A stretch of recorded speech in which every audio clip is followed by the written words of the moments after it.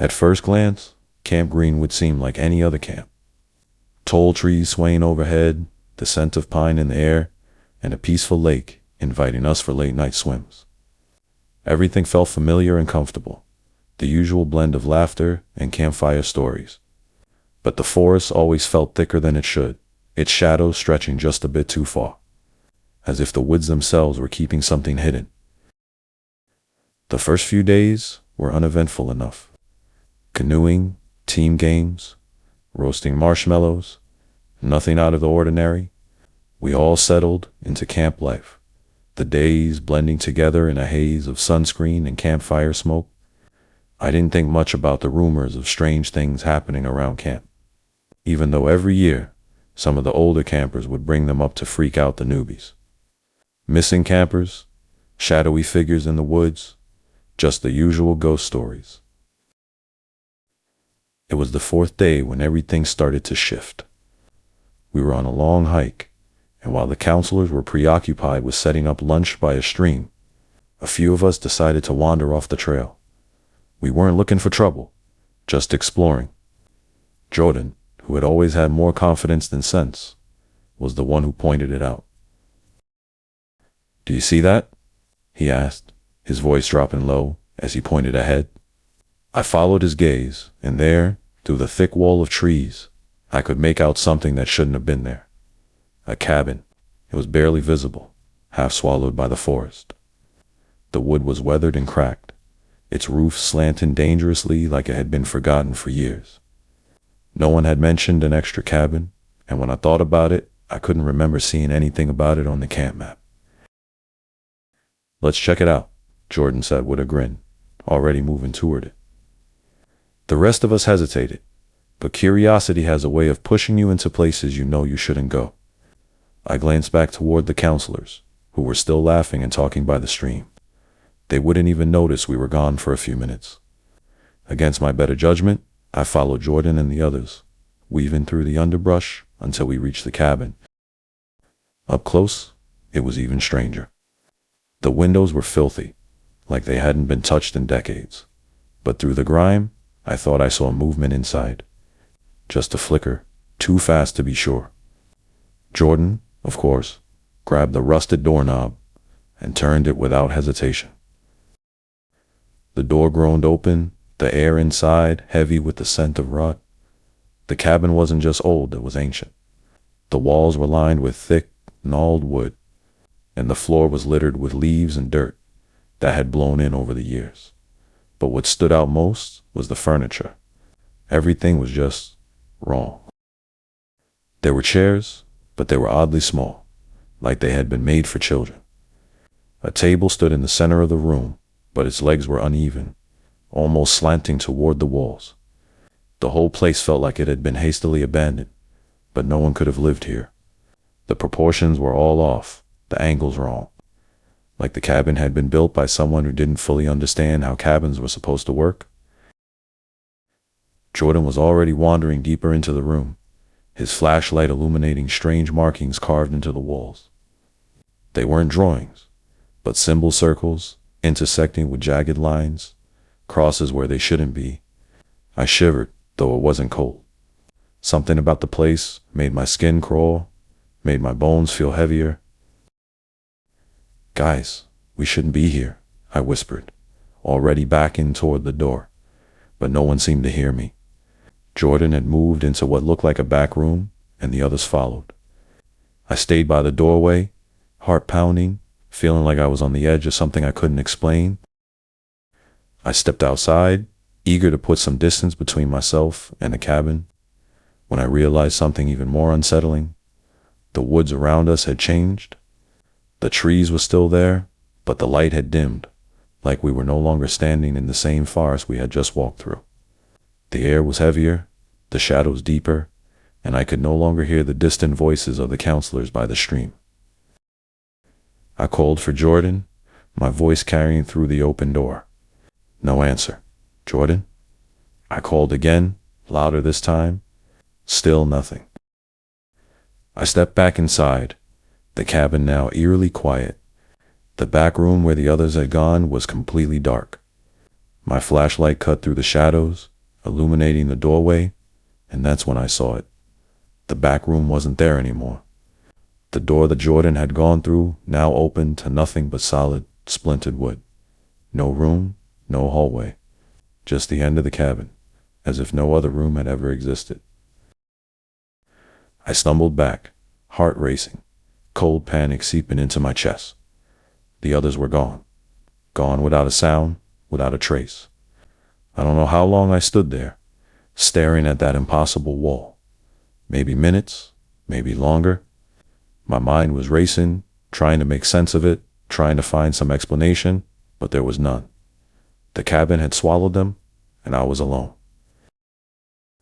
I ran. I burst through the door and into the forest, my legs moving faster than I thought possible.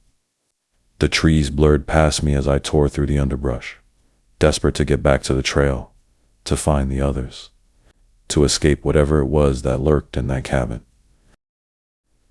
When I finally reached the stream, the counselors were still there, laughing, completely unaware that anything was wrong. They didn't notice my breathless state or the terror that was surely written across my face. I tried to tell them, tried to explain what had happened, but the words wouldn't come out. All I could manage were disjointed sentences, fragments of what had happened, but they just looked at me with confusion, like I was making it all up. And when I turned back toward the woods, the cabin was gone. No sign of it, no trace that it had ever existed. That night, I lay awake in my bunk, the memory of that place gnawing at me. The others never came back. Jordan, Emma, Lex, they were just gone.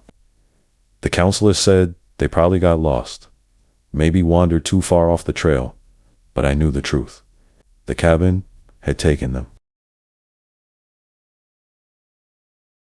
The campfire crackled lazily, sending spirals of smoke into the still, humid air. The orange light flickered across our faces as we gathered in a circle, leaning in to hear the story Counselor Ben was telling. It was a classic camp tale about a monster lurking in the woods beyond the lake. A creature so vile and feral that its very name sent shivers down spines.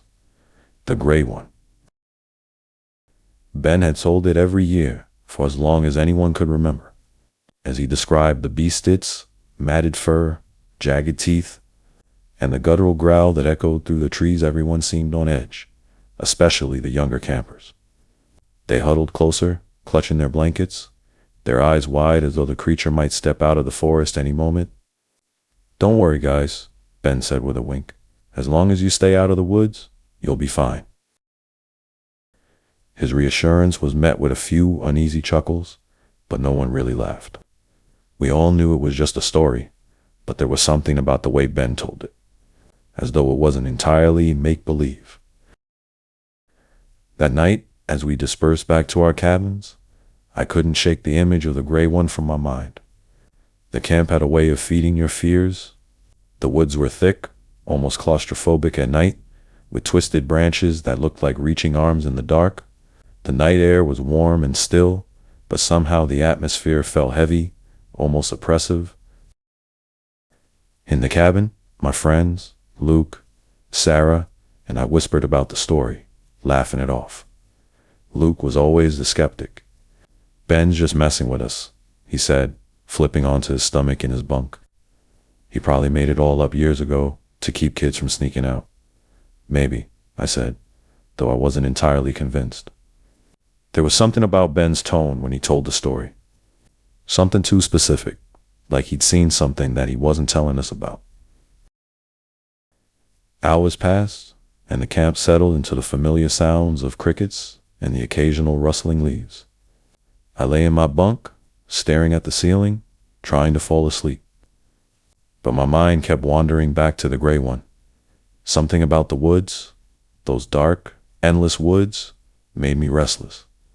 There was a pull, almost a calling, urging me to see if there was anything to the story. I glanced over at Luke and Sarah, both fast asleep, their rhythmic breathing filling the cabin. Maybe it was stupid, but I was curious. I needed to know if there was something more to the legend.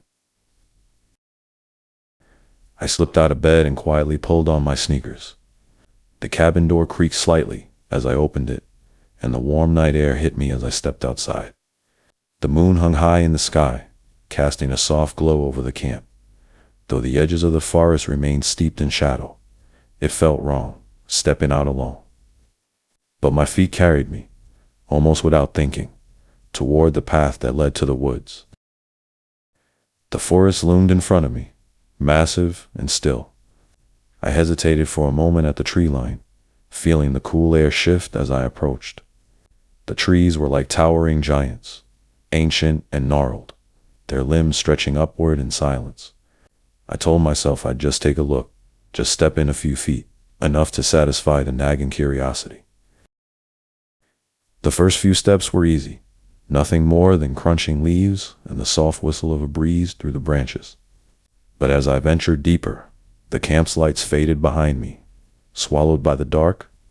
The woods seemed to shift with every step, the trees bending in odd ways, their silhouettes warping as though they were watching.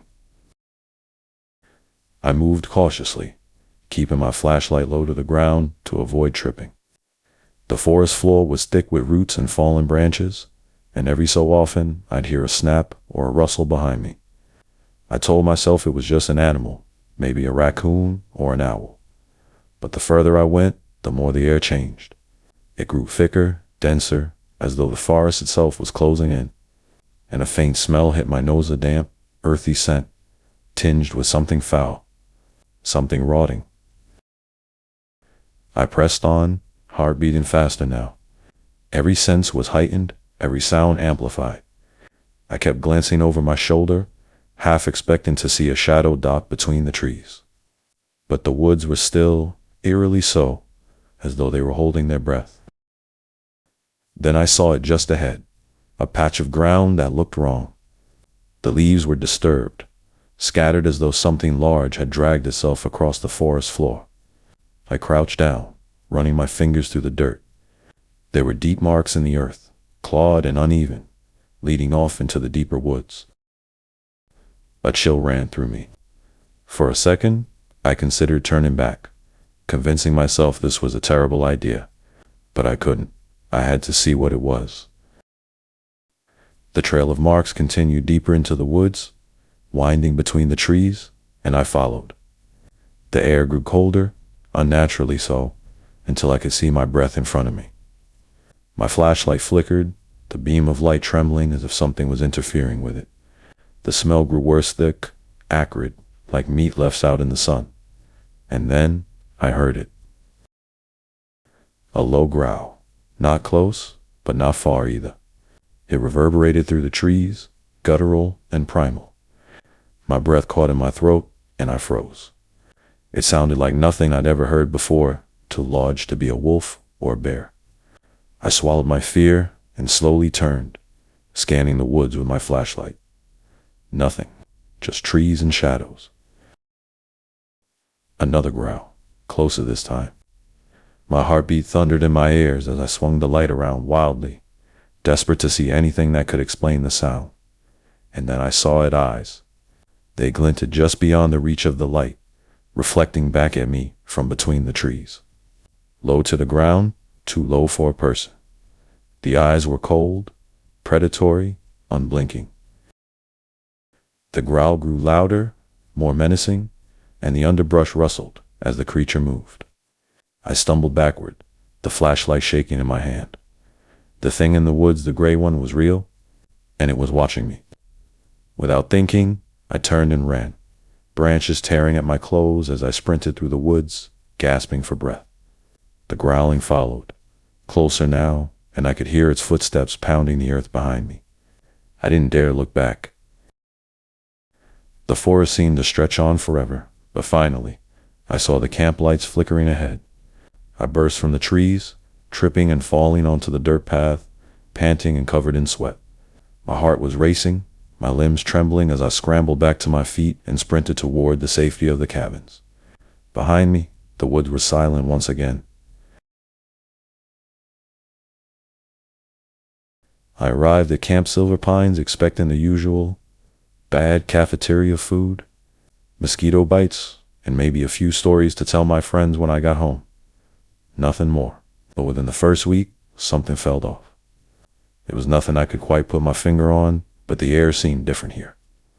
The counselors were friendly, sure, but there was this quiet, underlying tension in their smiles, like they were holding back something just beneath the surface. The camp itself was one of those places that had been around for decades. It had that worn-out charm, peeling paint on the cabins, an old dock jutting out into the murky lake, and a campfire pit surrounded by rotting logs that had seen more summers than most of the campers combined. The rumors started the first night, like they always do. Kids trying to scare each other with ghost stories, legends about the camp's past. Some were pretty typical haunted cabins, cursed trails, but one kept coming up. A girl who had supposedly disappeared here years ago. Her name was Lily. No one really knew the details, only that she had vanished one summer and was never seen again. They say she was just another kid, one of us, and one day, gone. At first, I didn't pay much attention to the story. There's always some urban legend floating around to give the camp that creepy edge. I even laughed it off with my cabin mates. But things changed the night I saw her. It was late, probably past midnight, when I woke up with an odd feeling. The cabin was still, the soft snoring of my bunkmates, the only sound in the room. Something pulled me out of bed on instinct, maybe. I slipped on my sneakers and tiptoed out of the cabin, careful not to wake anyone. Outside, the camp was bathed in a dim, silvery light from the half-moon above. The air was cooler than usual, crisp with the smell of pine and damp earth. I started walking, though I didn't know why or where I was going.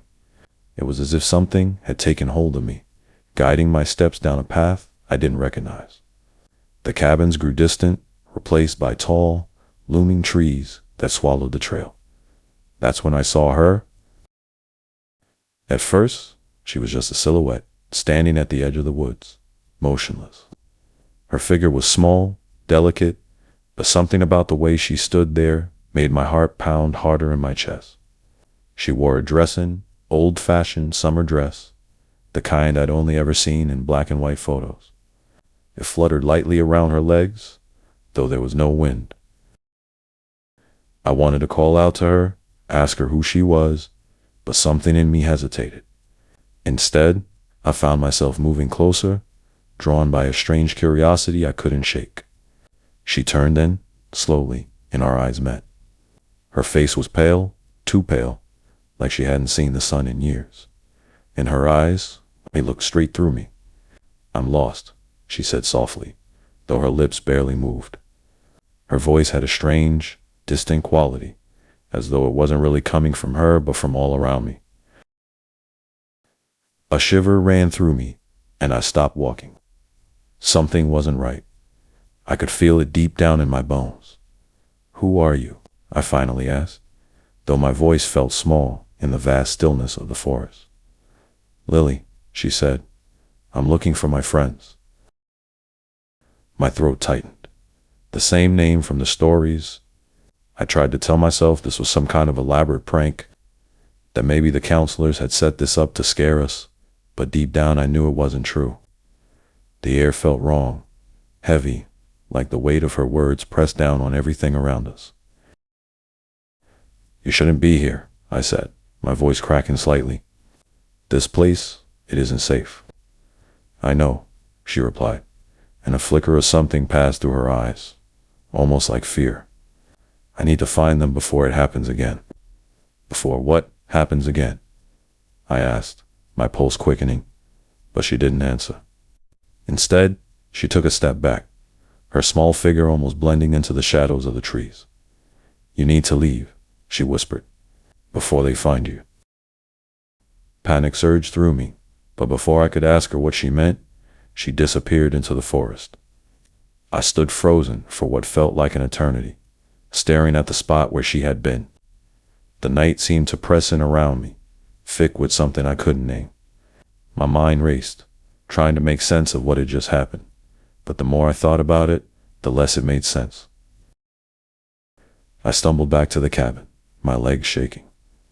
I crawled into bed, pulling the blankets over my head, as though they could somehow protect me from whatever was out there. Sleep didn't come easy. My mind kept replaying her words, her face, the eerie calm in her voice.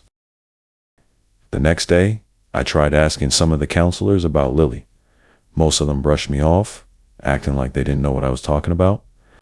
But there was one older counselor named Mark who froze the moment I mentioned her name. He didn't say much, just that I should focus on enjoying camp and not dwell on things from the past. His reaction only fueled my curiosity. Over the next few days, I saw her again. Always at night, always just beyond the reach of the camp's lights. She never came closer, but each time, she seemed more desperate, more afraid. She spoke of campers who had vanished, of something ancient in the woods, something that demanded a sacrifice.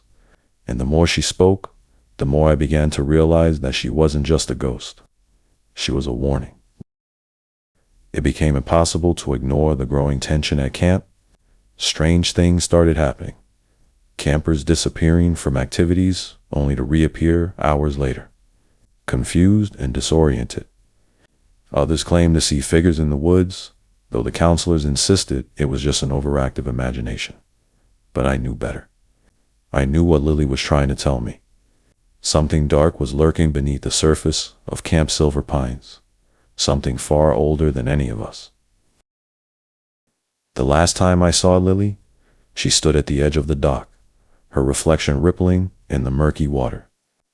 Her pale face, half shadowed by the moonlight, was even more haunting than before. She looked at me with those hollow eyes, and for the first time, I noticed the faint marks around her neck like bruises, almost.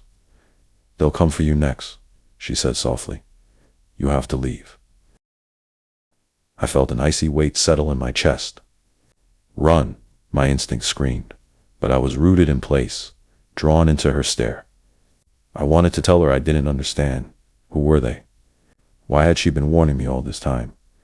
But as I opened my mouth to speak, she stepped forward, closer to the water, her dress billowing slightly as if there was a breeze I couldn't feel. Her voice lowered, a hint of desperation creeping into her words. "Get out of here now, before they take you too."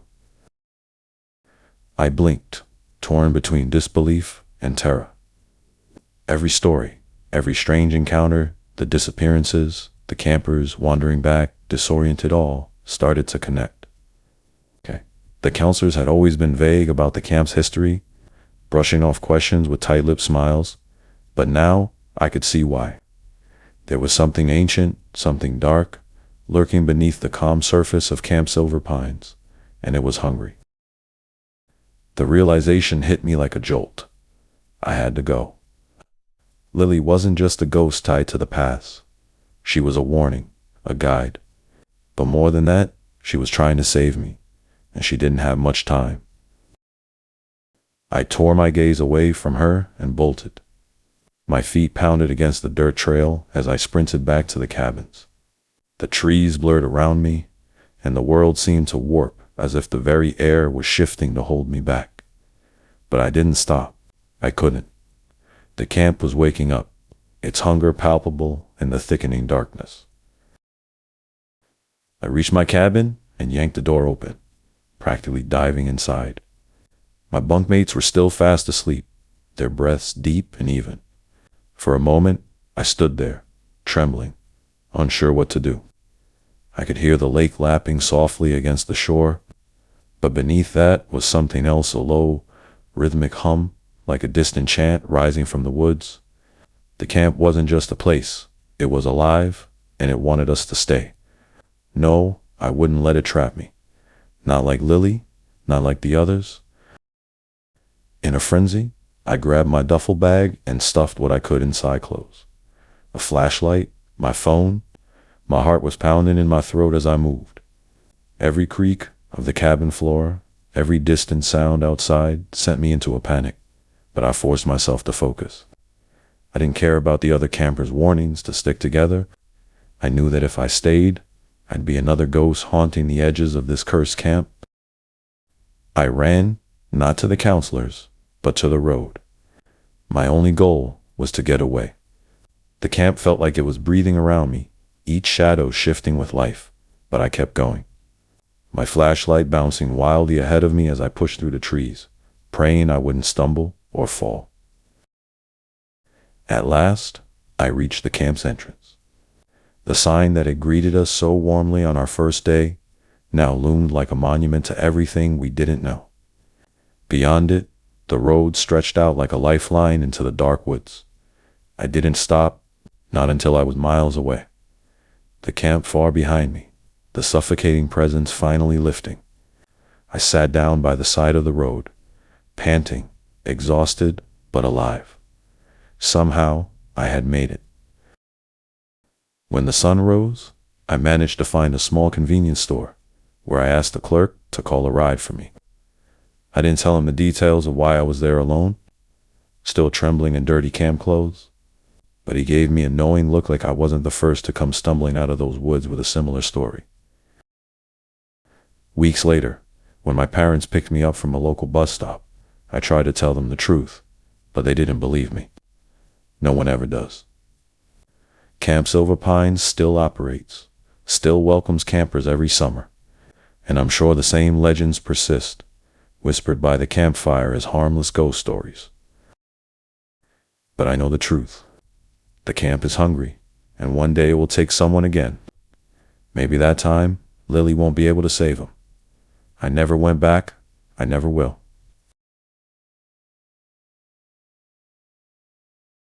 The hum of the old radio filled the cabin, a constant static that seemed almost alive in the dead of night. I didn't remember who found it first. Maybe it was Kayla, or maybe Josh. But by the time I joined them, everyone was crowded around it. Their faces lit with curiosity, tinged by something else, something nervous. We were supposed to be asleep. Lights out had been hours ago, but no one could sleep. Not after what we've been hearing all day. Stories, campfire tales, about things that lurked in the woods, things that no one could quite explain. And now, there was this ancient, dusty radio crackling to life, despite being too broken down to work. It wasn't connected to anything. No batteries, no power, just static. Josh fiddled with the dials, his fingers trembling just enough to be noticeable. He laughed, but it didn't sound quite right. Maybe we're picking up signals from the other side, he said, glancing around, daring someone to laugh with him. No one did. The cabin felt too still, like the world was holding its breath. Then the static shifted. At first, it was subtle, just a slight change in the tone. The hairs on the back of my neck prickled, as if the room had dropped several degrees. Kayla took a step back, her face palling. I could feel it, that something was coming through. Turn it off, someone whispered behind me. Maybe it was Matt, I don't know. The voice sounded far away, even though he was standing right next to me. But no one moved to turn the knob. It was like we were all frozen, drawn to the impossible sound emerging from the static. At first, it was just a faint voice, muffled and warped, like someone was speaking underwater. Josh leaned in closer, his brow furrowing in concentration. We all strained to listen, our breaths shallow, eyes wide, and then it was clear. Danger. The word barely cut through the noise, but we all heard it. Kayla stepped back again, this time bumping into the edge of a bunk. Did that just? Josh didn't look up. He turned the dial again, slower this time, coaxing the voice out of the static. More words followed, crackling and distorted, but unmistakable. Leave, now, before it's too late. My heart was pounding so hard I could feel it in my ears. The voice was getting stronger, clearer, but it wasn't a broadcast knot in any normal sense. It sounded human, terrified, like someone was trapped in there, desperately trying to reach us. Who's there? Josh asked, his voice tight. The radio hissed, crackling again, and for a second, I thought that was it, that whatever we'd heard was gone. But then the voice returned, clearer than before, and what it said made my blood turn cold. They're coming for you. You need to get out. Now, before sunrise. Kayla made a small sound, a half sob, half gasp. What the hell is this? She whispered, but no one answered. I wanted to leave. Every part of me was screaming to get out of that cabin, to run and never look back. But it was like my feet were glued to the floor. I couldn't stop staring at the radio, at the way the voice seemed to reach out from it, raw and frantic. Josh shook his head, his face pale. This is some sick joke. It has to be. Someone's messing with us. But it didn't feel like a joke. And I think deep down, he knew that too. The voice on the other end of the static wasn't trying to scare us. It was warning us. They're almost here, the voice said, and I swear it sounded like it was about to break. Don't wait. You have to. The signal cut out, leaving only static in its wake. We all stood there, frozen in place, the weight of those words pressing down on us like a physical thing. Josh, ever the skeptic, finally moved, snapping the dial back to off. The static vanished, and with it, the spell that had held us all captive. This is insane, Matt muttered, running a hand through his hair. I'm not sticking around to find out if that was real. Kayla nodded, grabbing her flashlight from the edge of her bunk. Yeah, no kidding. I'm out. I don't care if it's the middle of the nighttime, not staying here. It sounded so simple, just leave, walk down to the main camp, maybe find the counselors, and laugh about how we freaked ourselves out over nothing. But something about that voice clung to me, gnawing at the edges of my mind. Josh was the last to move. He hesitated, staring at the radio like he was expecting it to come back on, to finish what it had started. Then, with a grunt, he grabbed his jacket and headed for the door. Fine, we'll go. But this is ridiculous. We filed out into the night, the cool air prickling my skin as soon as we stepped outside. The forest surrounding the camp was unnervingly still. The usual night sounds, crickets, wind through the trees, were conspicuously absent. For a moment, we just stood there, listening, waiting. And then, faintly, we heard it. A rustling in the trees.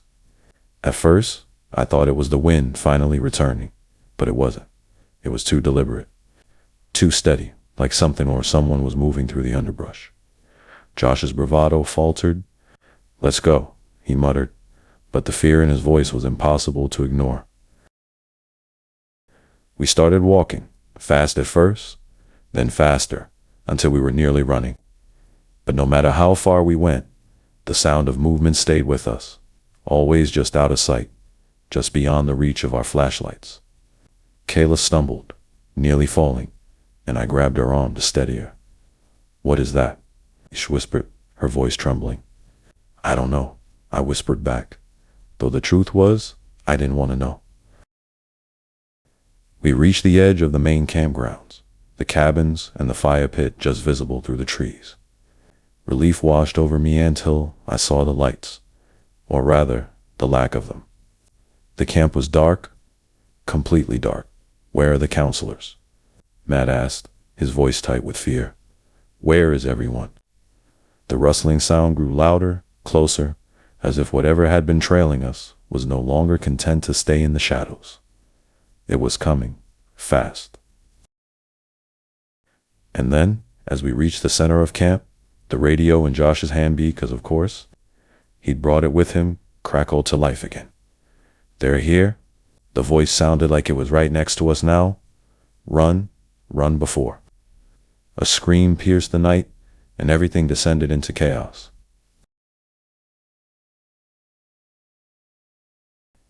There's something about camp nights that draws out the thrill seeker in all of us, especially when the counselors aren't looking. It's that thin boundary between fun and fear, like pressing your face up against the glass of something dangerous and not quite pulling away. That's how I found myself at the edge of the lake, squinting across its glassy surface. It was past midnight, and the air had cooled enough that a fine mist was rising off the water, swirling in ghostly tendrils. My friends were behind me, hushed whispers blending into the quiet rustle of the trees. We weren't supposed to be here. It was against camp rules to swim at night. But rules had always been more of a suggestion to us, and the idea of breaking them gave a sweet little kick to the gut. The moon hung low and pale in the sky, casting enough light to make the water shimmer in a way that felt almost too perfect, like the kind of scene you'd see in a postcard. Before the darker things creep in, Danny was the first one to strip down to his boxers and run toward the dock, whooping as he went. He was always the first to do anything dumb, as long as there was an audience. "You're gonna freeze?" I called after him, but I wasn't surprised when he didn't listen. He hit the end of the dock with a loud slap of bare feet against wood, flinging himself into the lake with a splash that broke the night's stillness. His laughter echoed in the air, thick with that reckless energy that always pulls people in. Hesitation tugged at me as I pulled off my shirt. Something about the water tonight seemed off, but there was no way I was going to be the only one left on shore. Sam and Carolyn had already joined Danny, leaving ripples in their wake as they paddled around near the dock.